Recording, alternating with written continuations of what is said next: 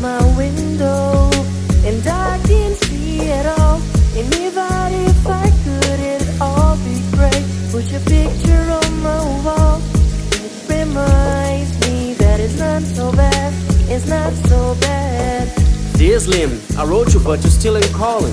I left my cell, my pager, and my home phone at the bottom. I sent your letters back in autumn, you must not have got them. There probably was a problem at the post office or something. Sometimes I scribble the addresses too sloppy when I jot them. But anyways, fuck it, what's been up, man? How's your daughter? My girlfriend's pregnant too, I'm about to be a father. If I have a daughter, guess what I'ma call her?